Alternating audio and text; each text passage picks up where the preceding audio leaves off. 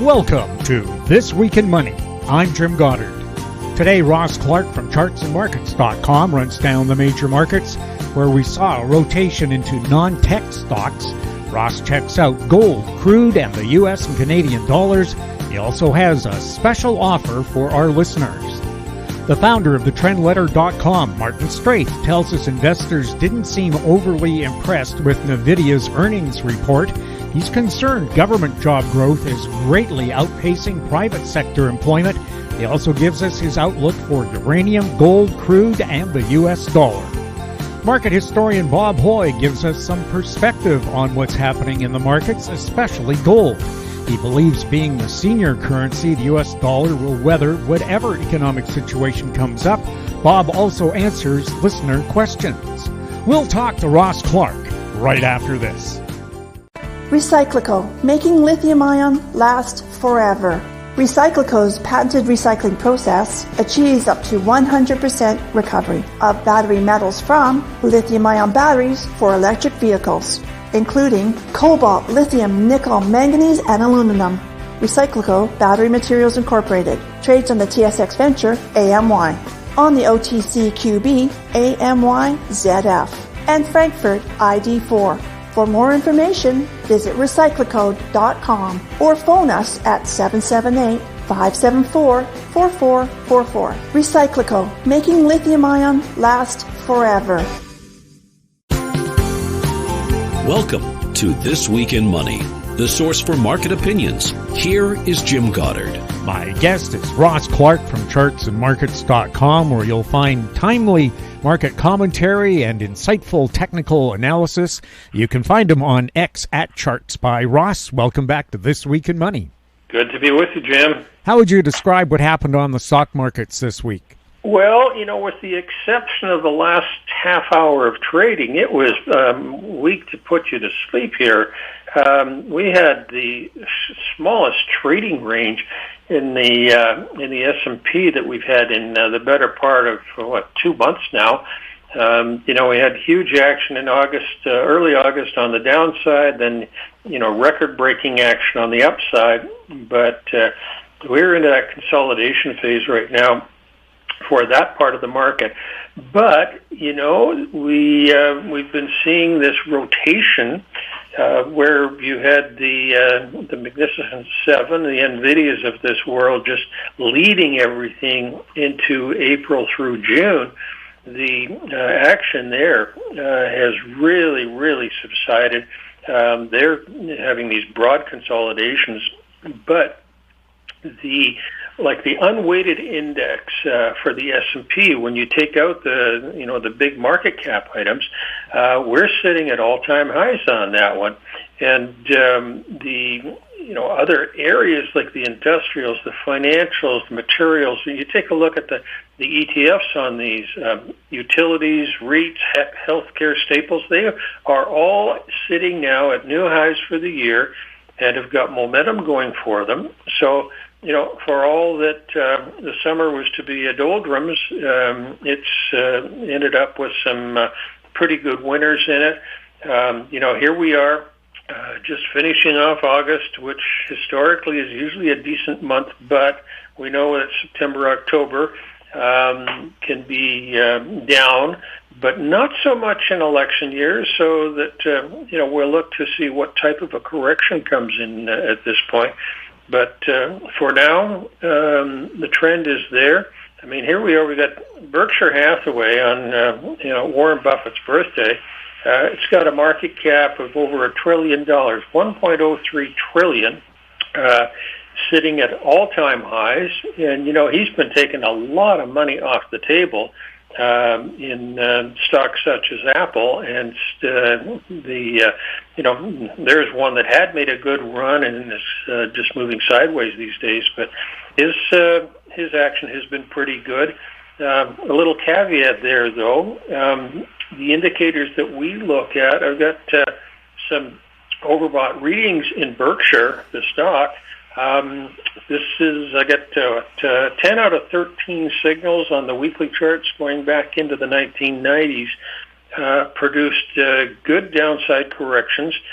So wouldn't be at all surprised that even Berkshire, which has had this great run, looks to roll over here in the next week or two and stage a correction in itself. What's going on with gold?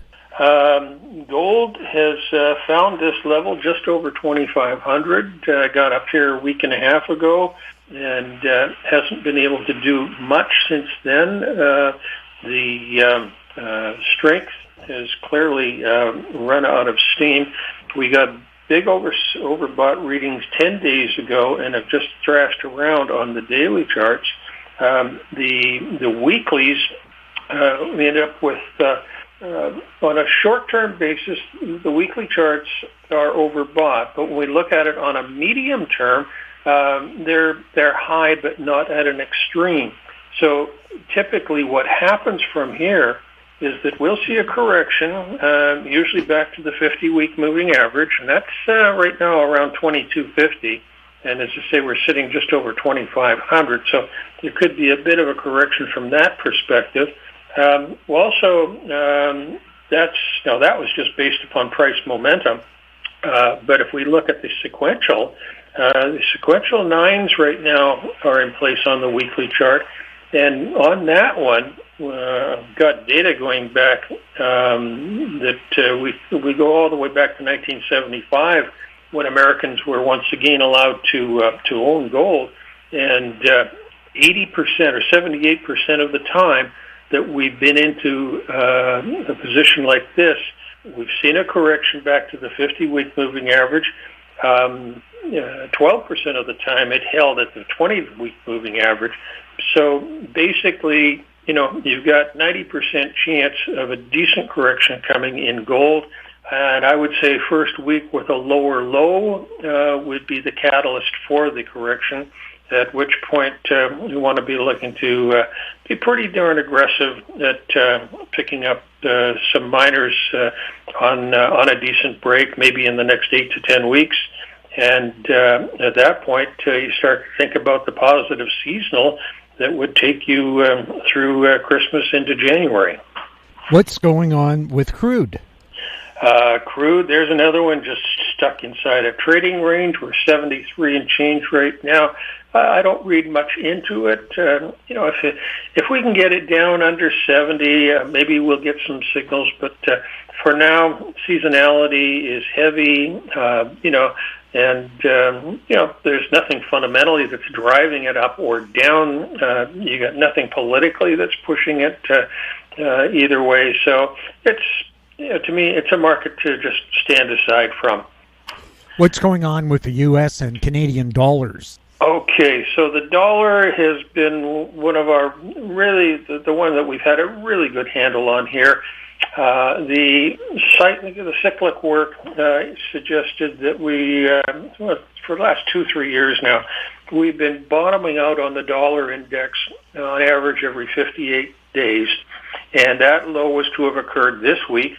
The dollar had been down to par and change, and on the index itself, at which point we got some really good oversold signals. The RSI got down to 27. The various indicators that we look at on sequential, both the sequential 13 and the combo, produced buy signals. One was 3 days before the bottom, and the other was on the bottom day.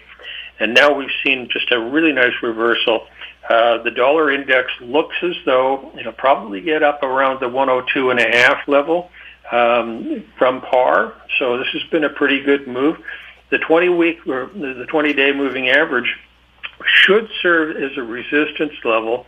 And if we back off from there and then push back up through it, and the moving average starts to turn, that will be a real negative as far as gold is concerned. So, you put the two together, gold is, it's ready for a correction. The dollar index has had this good move, and if it starts to gain some steam, that would take the wind out of the gold market. Now, independently, the British pound, the euro, the yen, They all have sell signals right now. It's been an excellent run for those ones on the upside. The Canadian dollar, same type of thing. We're up into the selling mode as far as we're concerned right now on the Canadian.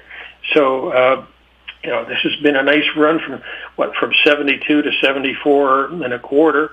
But it at this point, I think has got downside room.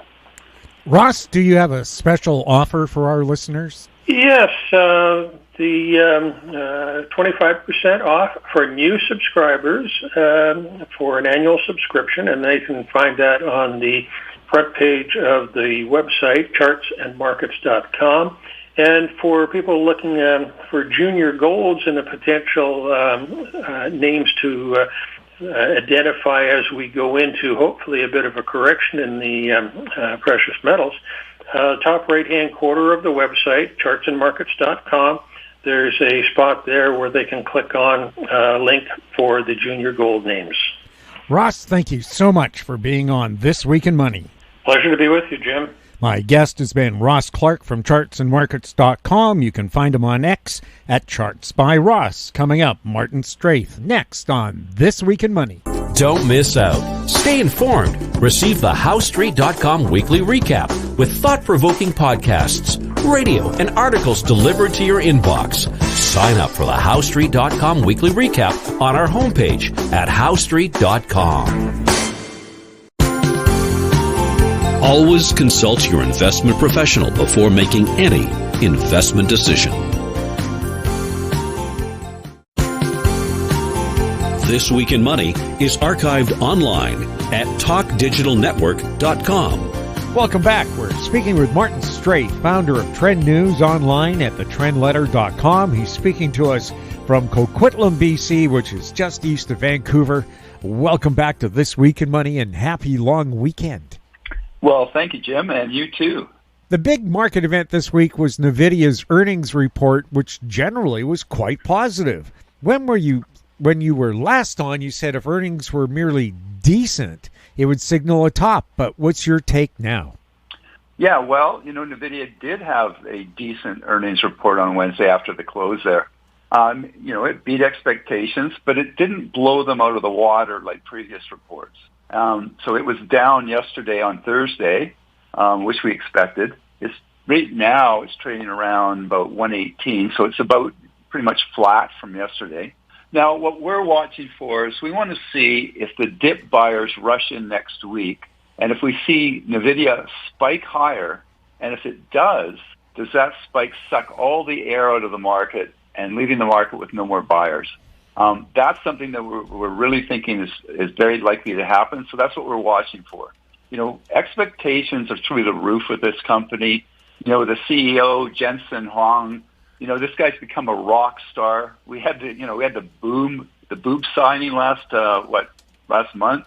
There were even watch parties on Wednesday night.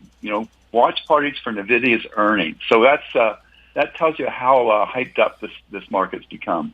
So people are selling other tech stocks to get even longer NVIDIA. So at some point, it gets overdone. And we're going to see if, we're at that point now. And that we're, typically if we are, then we're probably at a near-term top. So, and listen, NVIDIA is a great company, and we'd be looking to get back into it. But as I say, at some point, the valuations just get so overdone. Investors start taking some profits. That could build momentum to the downside. So again, we need to keep an eye on NVIDIA. I would not be at all surprised to see it test its key, resistance levels and support levels. So the 50-day moving average was at 120, so it just dropped below that. The 100-day is at 110. And I wouldn't be surprised even if we got all the way down to the 200-day, which is all the way down to $88. So, NVIDIA needs a good cleansing, and I think if we can get that, it would be a good buying opportunity. But as we sit here today, I just think it's way too frothy. There's been a lot of data in the last 2 weeks, including the Fed saying it's time to cut, and the 818,000 downward revisions to employment data. What's your take on how this data news is affecting the markets? Yeah, that was the largest downward revision since back to 2009 in the financial crisis. But here's what we found really the most troubling of those numbers. There was more than 1 million private sector jobs that were lost in that revision, while the government jobs went up 200,000. And we're seeing a similar trend in Canada. The BC Council, what they call BC Council of BC, I guess, since 2022, they're saying that public sector grew by 63,600, while the private sector grew by only 5,300. So 10 times higher growth in government jobs over private jobs, and that is not healthy for the economy. So now one of the sectors that is not in those U.S. revisions is the undocumented or the what they call illegal workers, I guess. And according to the Pew Research, there's about 11 million undocumented people in the U.S. and 6.8 million are employed. Now, given that we just saw that 818,000 jobs ads revised, so given how inaccurate the government data is, I'm not sure how this data could be, on undocumented people could be much better. But let's assume it's semi-accurate. Well, that would mean that there's almost 7 million more people working in the U.S. than the U.S. jobs data shows. So that would suggest that the unemployment situation is not as bad as it appears.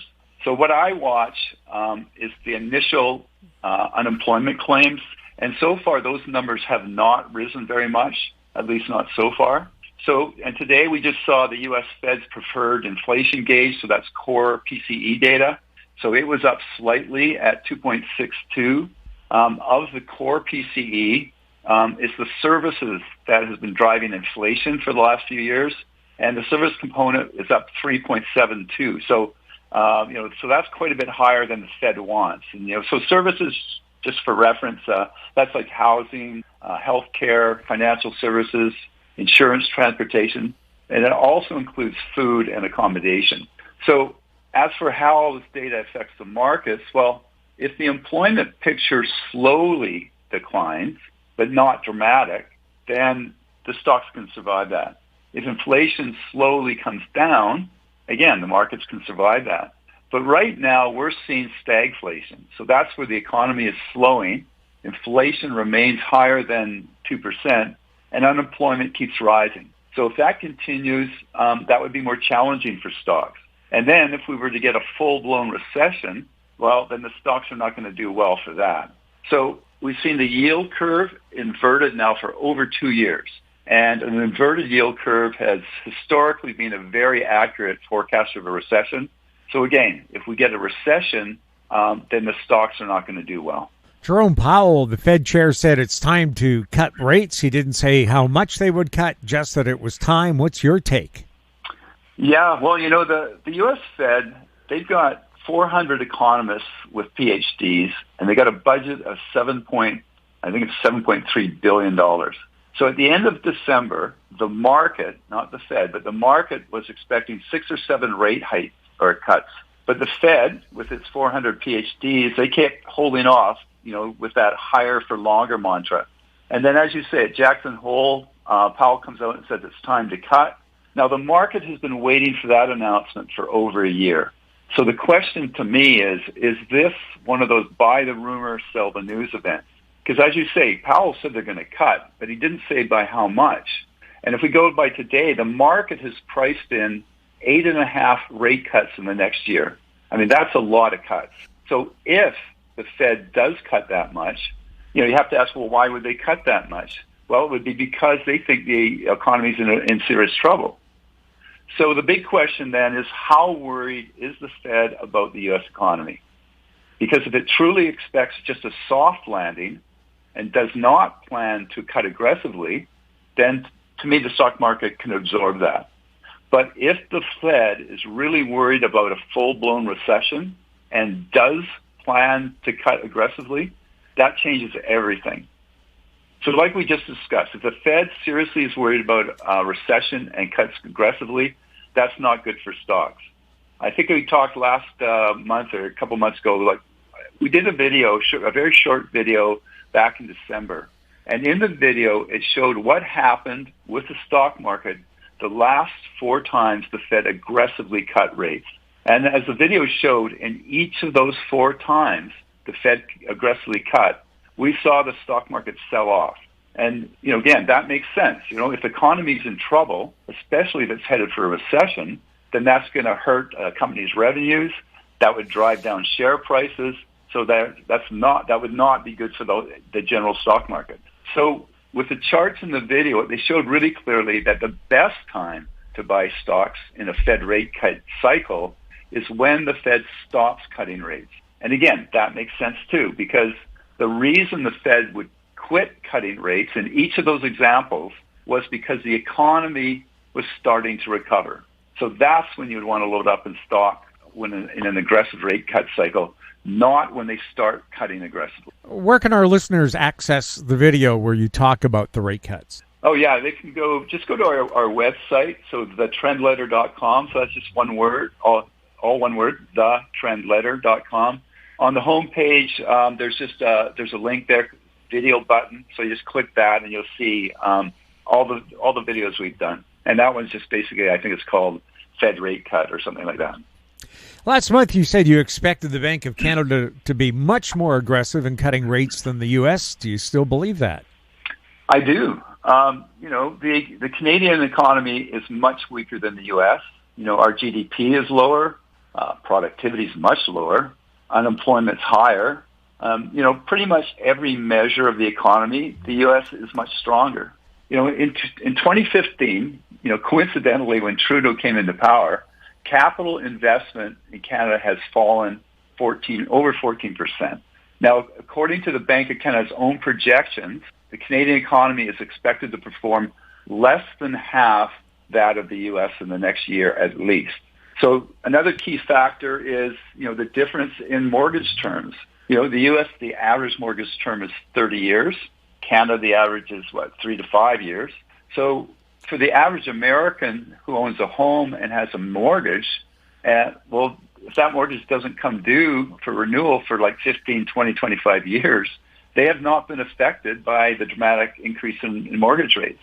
But in Canada, RBC says 60% of all Canadian mortgages will need to be renewed between 24 and 2026. Well, we're already halfway through 2024, so many homeowners are already feeling the hit. At the current, mortgage rates, those needing to renew, they're going to face increased mortgage payments of 30 to 35%, according to RBC. So think about that. I mean, a 30, 35% increase in your mortgage payment, especially if you live in, areas like Vancouver, Toronto, other, expensive areas, that's going to take a big chunk of people's monthly income just to pay that mortgage payment. So that puts a lot of pressure on the Bank of Canada to try and, give some relief to those homeowners who are coming up for renewal. So that's really why the Bank of Canada has to be much more aggressive on these rate cuts. Stats Canada reports Canada's GDP grew 2.1% in the second quarter. Does that mean we shouldn't fear recession is around the corner? Well, every month we get these stats, right? And then the next month the stat just reverses, or they make a revision to it. I don't know. If you just look around, what you see. Do you see the economy booming? Do you see it growing? Do you see new investment coming into Canada? Companies are leaving the country. They're taking the jobs with them.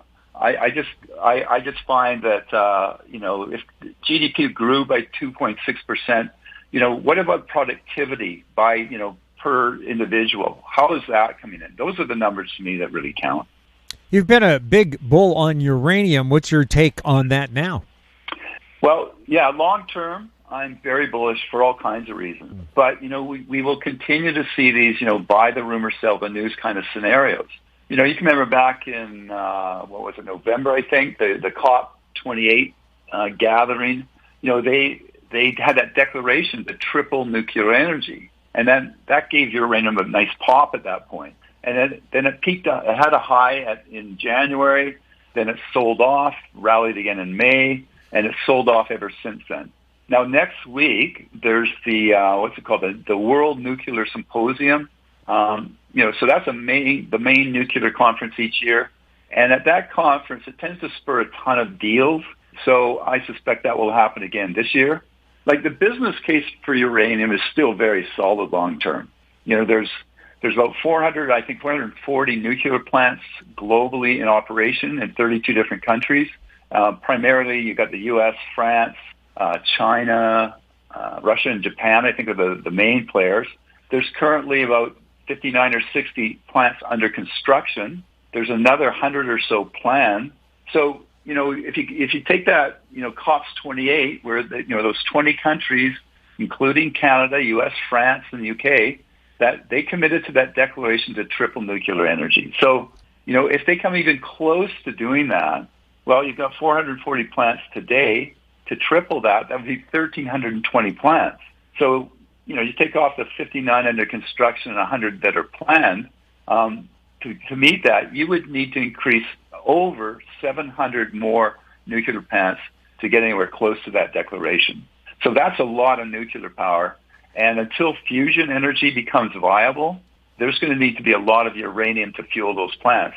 And the big key is for nuclear plants, they're very expensive to build. They take a long time to build. But the uranium fuel is a very small percentage of the total operating cost of those plants. So long term, I'm very bullish. Again, recently we've seen the price drop down. It's kind of hanging around the $80 level. So it's been pretty flat for a while. And that's just part of that supply-demand price cycle. So for your listeners, if they don't have any uranium positions right now, I would look to use these kind of dips as opportunities to enter that sector. Gold continues to hit new highs. Are you sticking to your projection that gold could surpass $3,000 US in the next year? Yeah, gold's had it's had a great run this year. It's up, just under 25% for the year. Down today, it's looking at about 25, down about $25 so far.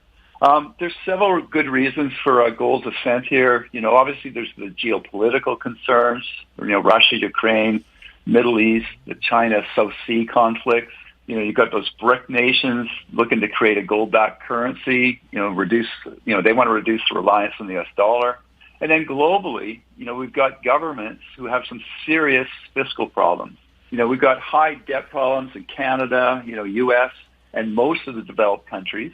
I mean, you look at the U.S., their debt is over $35 trillion.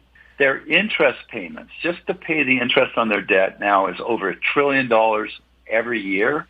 The ratio of the U.S. interest payments as a percentage of their tax receipts in the last quarter rose to 36%. I mean, think about that. 36% of all tax revenues in the U.S. goes to pay the interest on their debt. So these debts are inflationary. They reduce the purchasing power of the currency, and that's the real key. When Russia invaded Ukraine, the West blocked Russia from using the SWIFT transfer system, and they confiscated Russian assets. Well, I mean, that sent a very clear message to countries that are not good friends of the West. So we're talking, China, Russia, Iran, etc. And what did they do? They started loading up on gold. So China was, or still is now, but it's been the second largest foreign holder of U.S. debt behind Japan. So again, the second largest holder of U.S. bonds. But what have they been doing? They've been selling off bonds. Last 3 years, China has sold over, I think it's over $350 billion worth of bonds. And what are they doing? They're buying gold. So we have investors. They've now realized the purchasing power of all of these paper currencies is declining. So it's not just the U.S. dollar, the Canadian dollar, the euro, the yen, they're all declining. So if you want to protect your purchasing power, investors are now looking at hard assets. And if you want to protect your purchasing power, you need to own gold, Bitcoin, and ultimately you're going to want to own a lot of commodities as well. Now, if we look at seasonality for gold, July and August are typically really strong months, which that certainly played out this year. But September is generally weaker. So, as that thing lines up, we've got the U.S. dollar, which has been really weak. It's been selling off recently with all the Fed cut expectations. But should we get a rally in the U.S. dollar in September, which I think we will, you would then expect gold will pull back. So we're looking for a pullback in gold in September. But that gold pullback would be another opportunity for people to, add to your position. And so, sorry, to answer your question, yes, in the bigger picture, I do see gold over 3,000 in the next year or so. What do you see ahead for crude? Well, there's, kind of conflicting scenarios here. You got, crude rate now is trading about 73.60 here on Friday. So it's down about 230 for the day. So if we look at the bullish side, so for higher prices, you've got continued tensions in the Middle East. You've got the Ukraine-Russia scenario. Although the war premium has been reduced with some hope of ceasefire talks in the Middle East, at least temporarily. Much of Libya's oil production has been shut down due to political protests. Ukraine has been attacking Russian refineries, so that's been limiting some of Russia's production a bit. You've got the hurricane season started, so that's likely going to shut down, 15, maybe 20% of the offshore drilling. But then if you look at the short-term bearish side, so looking at for lower prices, we've got weakening economies in most of the developed countries, including Canada, Canada, U.S. and Japan, most of the European countries. You got China still struggling. We're seeing Russia trying to increase their production because they got to fund their war with Ukraine. Now, just the other day, we see that the OPEC Plus, they're scheduled to start unwinding their 2.2 million barrels per day production cuts. So that's supposed to, start unwinding in October. So that would add to the supply. So short term, we do expect prices to continue to struggle if we do not see an escalation of, Middle East war, and especially if we do not see NATO enter the Russia-Ukraine war, which for whatever reason seems to be more and more likely. Because, if that happens, we're talking World War III here. So the other big key short term is the recession fears globally. That would put pressure on demand for oil. And also based on seasonality, we are in a weak period for oil, although September, October tends to be a bit better. So I think we're going to continue to test the low 70s, which we're at now. There's very strong support around the $67 level, which has been really strong for the last year or so. So now if we look at the longer term, you got demand, growing demand, especially in the emerging countries. Again, I think I've mentioned this a few times in your show. There's over 1 billion people in the world without electricity. A lot of people forget, oil is a huge component of so many things that we use every day. Your clothing, smartphones, your computers, medical supplies, tires for cars, asphalt for roads. Whether you're driving an EV or not, you still need tires, you still need roads. So those are things that we will continue to need. And those are things that people in the emerging countries they need and they want. So demand for oil is not going away. And if we look at supply, you've got the lack of investment. Capital expenditures continue to be low, like 30, 40-year lows. Rig counts, we publish those, every couple of weeks. They continue to decline. And the reason for that is, you've got governments telling us that they don't want fossil fuels. They seem to forget that their cell phone, their computers, their cars and tires and the asphalt roads they drive on all need oil. So we've got these. So what they've done is they've increased taxes, they've increased regulations, and they're not allowing any new permitting. So it's a very simple case of supply and demand. You've got increase in demand, especially in those emerging countries, and then you've got that global concerted effort to squeeze supply. And it's going to result in a big supply problem over the next few years. So that's, our take on oil. We're going to see $100 oil for sure, very likely $150, probably even higher over the next few years. What's your take on Bitcoin? Well, it continues to be volatile, that's for sure. It typically, moves similar to gold, affected by interest rates and inflation. But Bitcoin and the other cryptos are so incredibly volatile. Bitcoin was today, it was down over $1,000 at one point. I think it's down about 600 right now. Trading around 58,000. Well, it traded up to 72. It was trading between 62 and 72 for a while. But yeah, it fluctuates. But it can be a safe haven trade, for geopolitical concerns. But recently, gold certainly outperformed Bitcoin and the Nasdaq for that matter. But I expect Bitcoin will continue to be volatile, but ultimately it's going to do well for people that get in after those big dips. So like gold, with paper currencies losing purchasing power, Bitcoin should do well. Longer term, I really think, buying the dips in Bitcoin and Ethereum makes a lot of sense. It's nice and volatile. When you see one of those big swings down, that would be a time to take a look at adding to it. What's your take on the U.S. and Canadian dollars? Well, I'm sure I say this all the time on your show. The big thing with currencies is they're all connected, and it's really always driven by the U.S. dollar. So if the U.S. dollar is strong, then that's negatively going to affect most other currencies, plus the commodities, plus the equities, plus precious metals. And when it's weak, well, then all those other items, they'll rise. So with the expectation and now the confirmation that the Fed is going to start cutting rates, we've seen the U.S. dollar trending down sharply since, I guess all the way back to July. But it's all relative, because if the Bank of Canada, the Bank of England, and the ECB, if they all cut more than the Fed does, well, then the U.S. dollar is likely to remain stronger. There's certainly going to be some downside risk of the U.S. dollar potentially in the election here. I mean, Trump has made it very clear he wants lower rates and a much lower U.S. dollar. So that could push the U.S. dollar lower if it looks like Trump's going to win the election. But longer term, we expect the U.S. economy is going to continue to be stronger than most others, certainly stronger than Canada, certainly stronger than Europe. And that will mean that the U.S. dollar is going to continue to attract investment capital. We don't like any of these paper currencies, but it's really just a case, again, of the U.S. dollar being that least ugly house in the block. It's so important for investors to understand how all of these things are connected. So near-term resistance for the dollar, U.S. dollar would be 103. Today it's about 101.40. Near-term support is 101.20. Now, for the Canadian, at the beginning of August, the Canadian dollar was close to a 2-year low, but since then it's rallied like over 3% now, and today it's trading about 74.20. Now, the last time I was on, we talked about how there was this massive short position against the loonie. And what happens is, as the loonie started to rally with the U.S. dollar declining, well, those people, that massive short positions, well, they had to start covering their shorts, meaning they had to buy the loonie.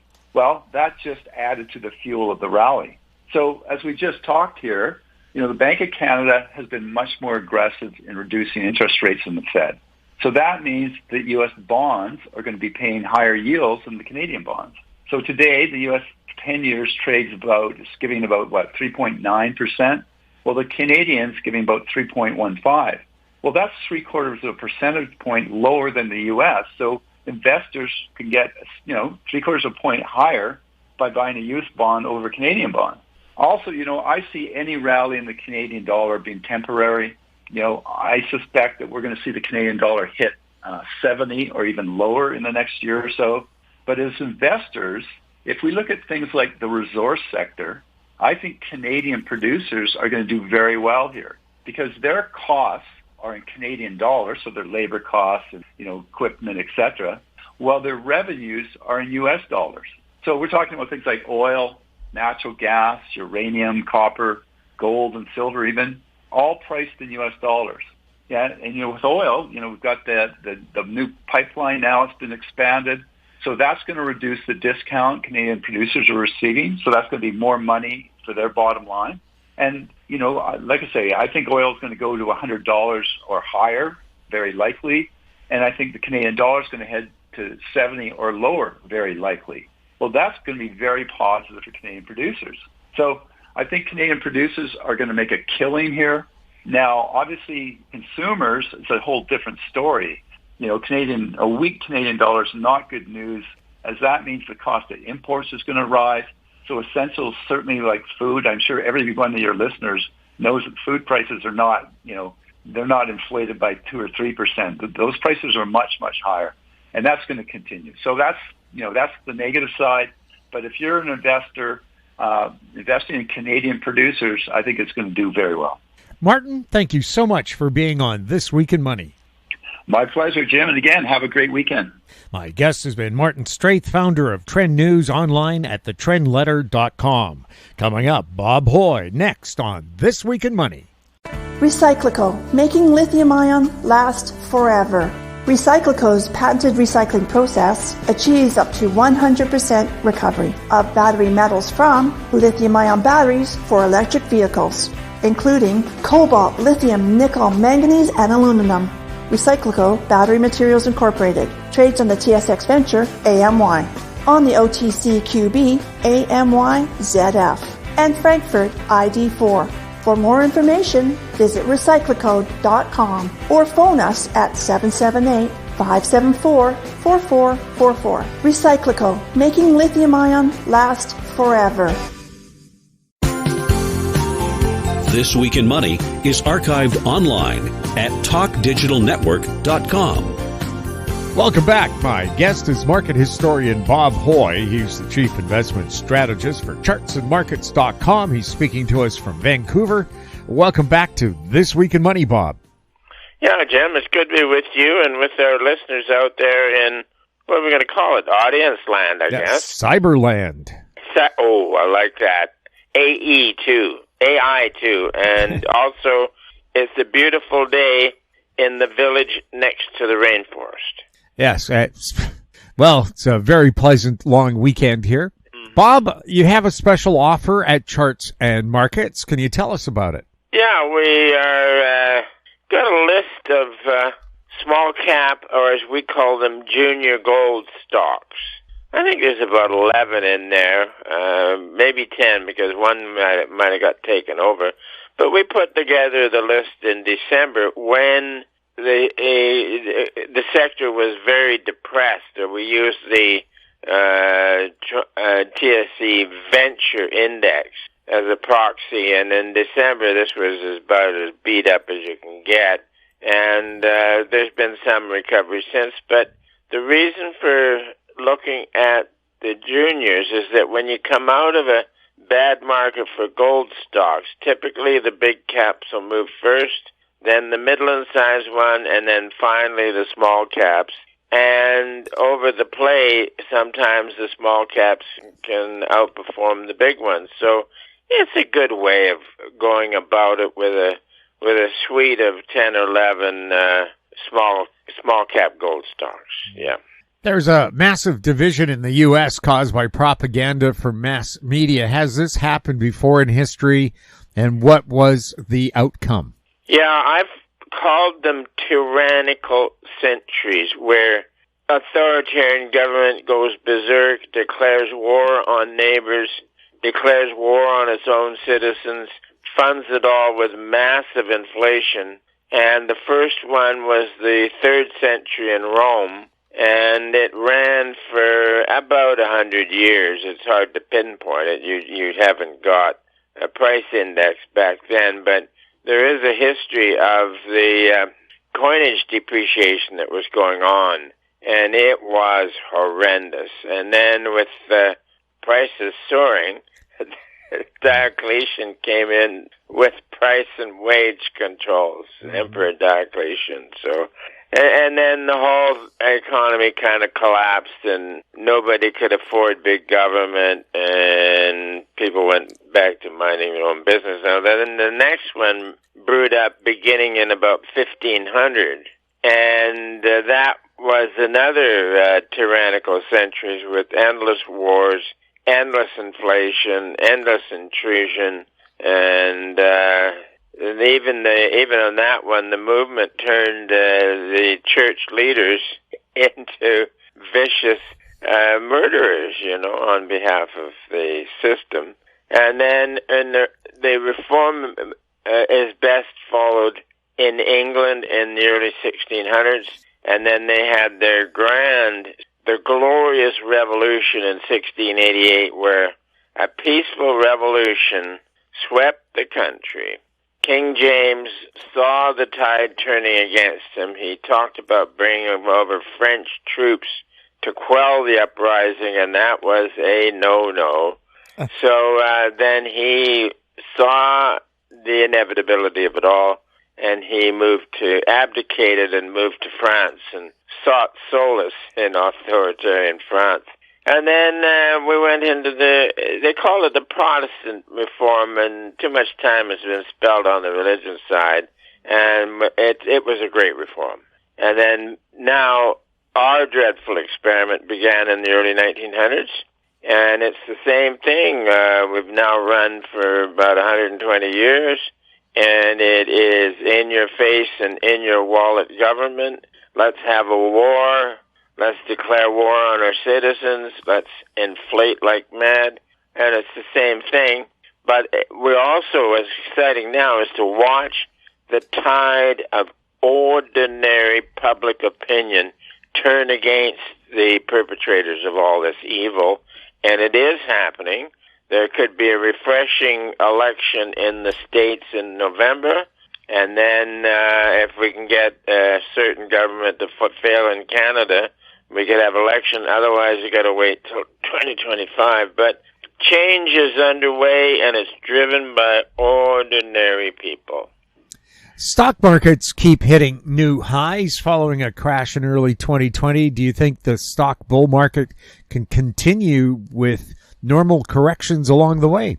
Yeah, that's a good question. It's up and away. But what you have here is that we were looking for good stuff through to mid-year, but what came in July and they ran into August was very speculative moves. There were the Magnificent Seven. There were briefly seen small individual stocks suddenly go straight up.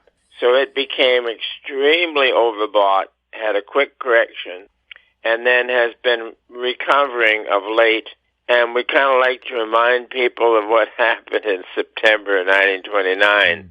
The market rose into early September 1929. And then also in the 1873 bubble, again in New York, the stock market rose right into September, and then they faded. Now, one of the things with a great financial bubble, Jim, is that when the stock market fails, the economy fails almost at the same time, whereas typically the stock market leads the economy at peaks by about 7 months, as indeed the authorities use the S&P 500 in their leading indicators, but not at bubble ends, when both the economy and the stock market head south. Yeah. Gold continues hitting new highs. What do you see ahead for gold, short, medium, and long term? Yeah, near term, Jim, gold is very overbought. Gold stocks became very overbought.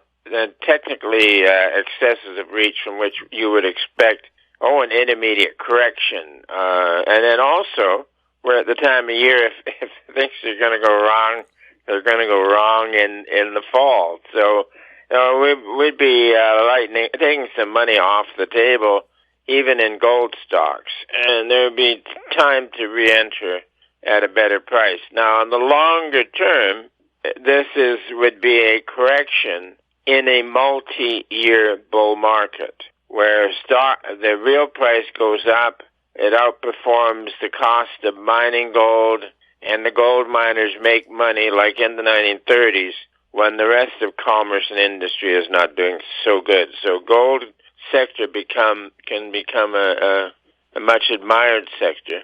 What's the difference between the real price of gold and the nominal price of gold? Yeah, nominal price of gold is what you see every day, like $3,000 or $2,000 or whatever it is in U.S. dollars, or in your own local currency.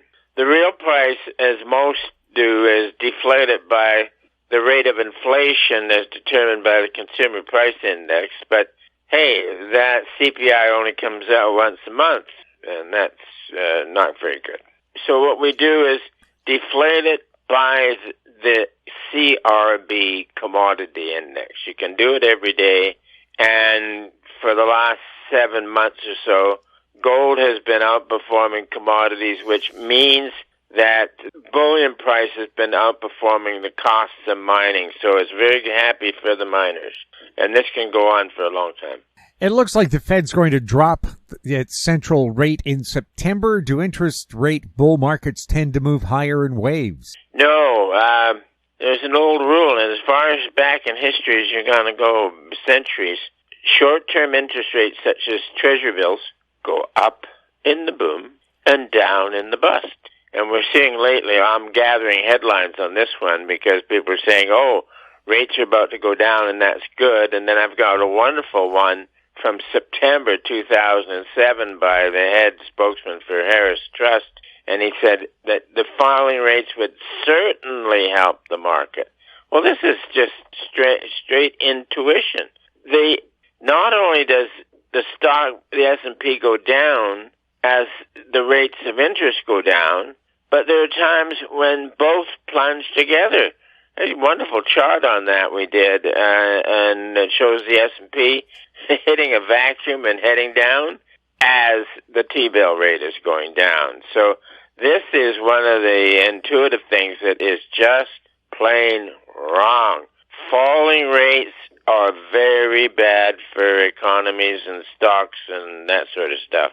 What's the bond market doing? Yeah, there's a complete absence of risk out there. So lower grade stuff like junk and high yield HYG, JNK have been bid up to new highs. As a matter of fact, junk itself is now about as overbought as it gets on the weekly RSI, and I think the best for junk is being put in as we speak. Long-dated treasuries have been rallying somewhat because the inflation isn't turning out as much as people thought, and so you've had the less inflation story has bid up long treasuries somewhat. But we're going into such a liquidity crisis that junk can get crashed. Many junk bond issues can fail, like no bid, gone, bye-bye, into the trash can. And the liquidity crisis can be severe enough that even long bond prices would go down. So people can also inquire as to what the ideal investment in any kind of a storm, and we'll be glad to respond to that one. What do you think the real rate of inflation is? If it's measured by the CPI, that's what it is. And you can also measure it by the CRB, a commodity index. So, yeah. Our friend Hilliard Macbeth, when I asked him, what do you think the real rate of inflation is, he says, it all depends on what you spend your money on. I like that one. Yeah. Yeah, no, it reached a few months ago, the highest in 40 years. And you had various things to contend with.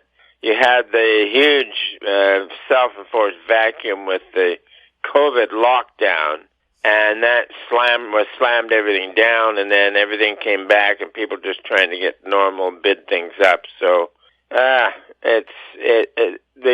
I'll tell you one thing, the big concern next year likely will be weak pricing power. Does inflation cause the price of stocks and commodities to rise? No. Inflation as calculated by the CPI is bind events. If you want to know what prices are doing, look at the CRB commodity index or maybe even the producer price index. But with the calculation of inflation, it's just done once a month. So anyways, it's best just to watch the commodities, and they are off of their high. I think the high was in May.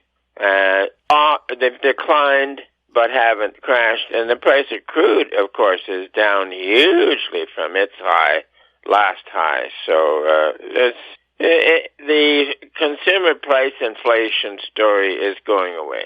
The new and used vehicle markets are slowing. Is this an indicator of tough economic times ahead? Yeah.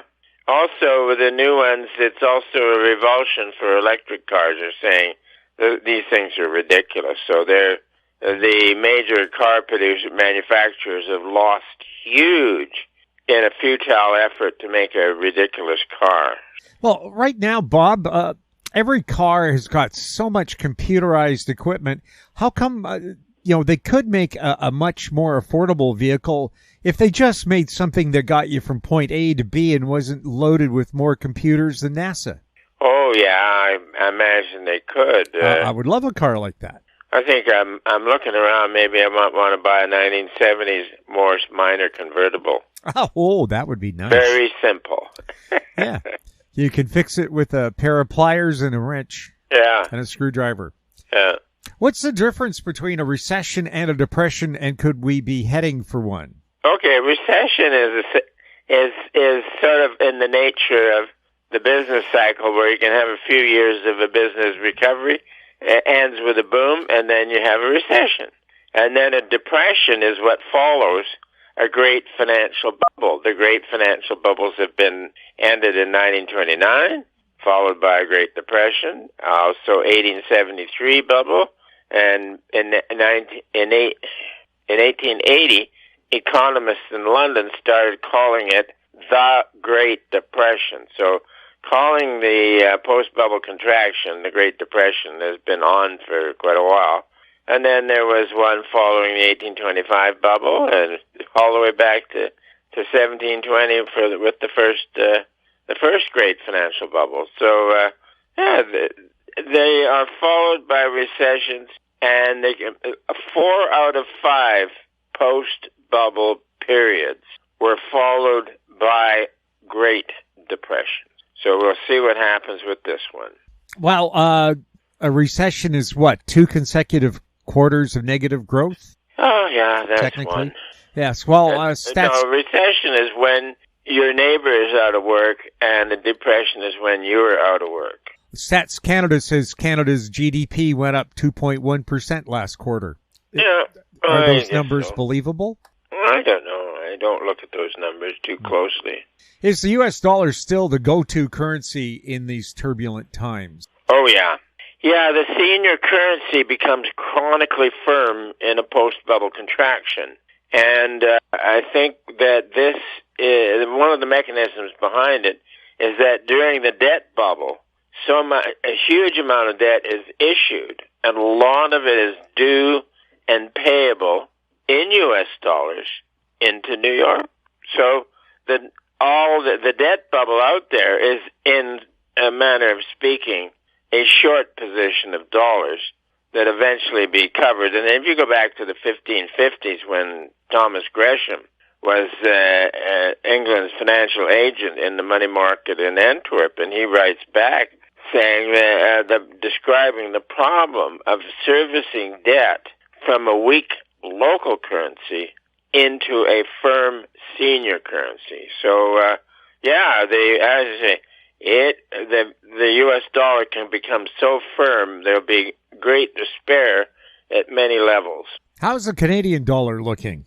Weak, extremely poor government in Ottawa federally, anti-business, anti-people, pro-carbon tax. They're going to sacrifice Canada's economy to save the world's climate, and that's what they're working on.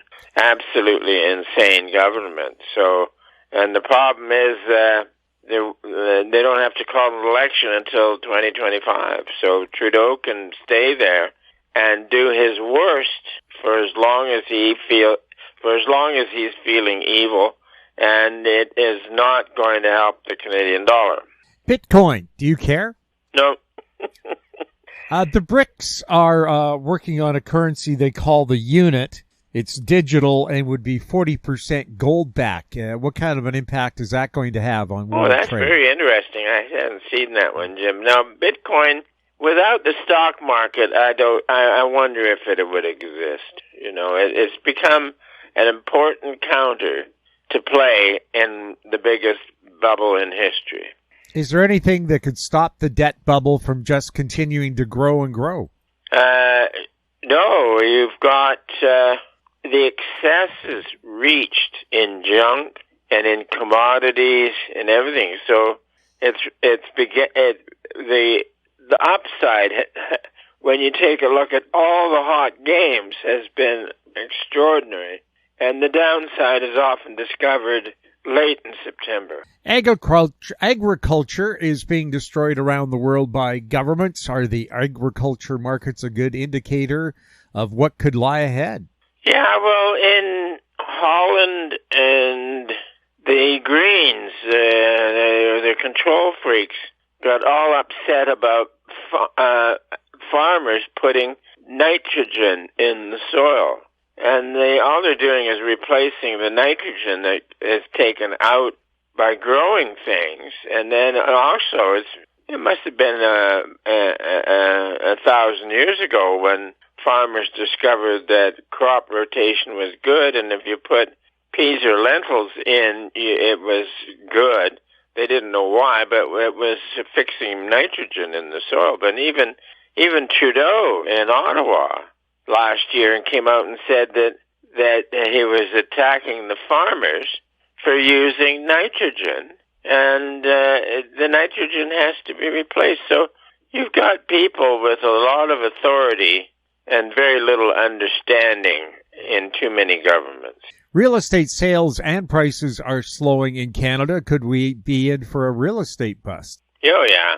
Yeah, I remember 1980 in Vancouver here, a very hot real estate market, and extremely bid up in British properties, which was sort of executive land, everybody living expense account, and price of crude oil up to huge high prices, 147. That was 2008. But anyways, very high crude oil prices, and then it all came down. And the British properties sector of Vancouver, home prices fell to 1/3 of the high. That's not off by a third, but to 1/3 of the high.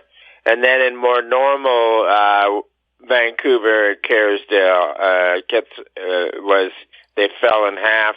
And then also in Toronto, there was some grand house seized by the trust company because the promoter failed on something. So, and it took the Financial Post was writing it up every once in a while, and the house fell, and it finally cleared the books at 1/3 of the high price. So it wasn't just Vancouver. So house prices can drop quite a bit and stay down for quite a while. Of course, Vancouver faces the pressure of about 50,000 people a year moving into the lower mainland. Does that counter this drop in real estate prices? That growth input of people can slow down. A post-bubble contraction changes the world, so to speak. Throughout history, when governments turn authoritarian, do the people wake up and rise up? Oh, yeah. Yeah, like a revolution, the French Revolution, public was dissatisfied, and neurotic intellectuals got control of the movement, and it turned it into a bloody reign of terror revolution. And then the better one is, let's call it the Reform, and the best example was the glorious revolution of 1688. One can look it up. The Wikipedia is not all that long, and it describes the Glorious Revolution quite well. So let's call it, what we're looking for now is a glorious reformation, and I believe it has already started. Do you think when we have billionaires like Musk and Jeff Bezos worth hundreds of billions, do you think the average person's going to say that's too much for one person to own? I want some of that? I expect there's envious people out there, yeah. Crisis equals opportunity. Do you see opportunities on the horizon? Yeah, in gold's real price from time to time. Most everything else is going to be facing weak prices.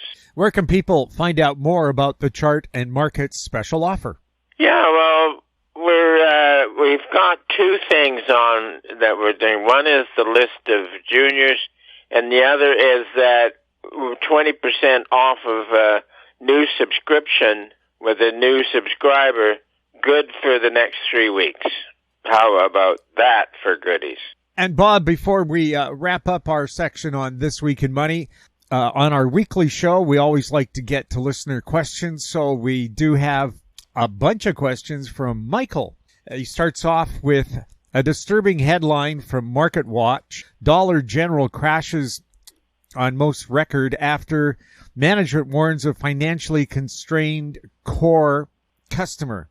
The General, with over 20,000 super discount stores, is just too expensive. Walmart is now finding that its customer base is now the affluent. And that was in quotation marks, like what's affluent nowadays? Bob, since jobs are being replaced by AI, unemployment rising, and wages stagnant, is severe deflation eventually the only solution to putting things right again? I wouldn't say that's a solution, and it's definitely not going to be a policy, but we're going to run into a post-bubble contraction. And part of it will be prices, not the CPI inflation calculator going down to about 0 and staying there. Next question from Michael. Has the U.S. dollar bottomed, and will it rise to new highs in the fall, assuming a market sell-off?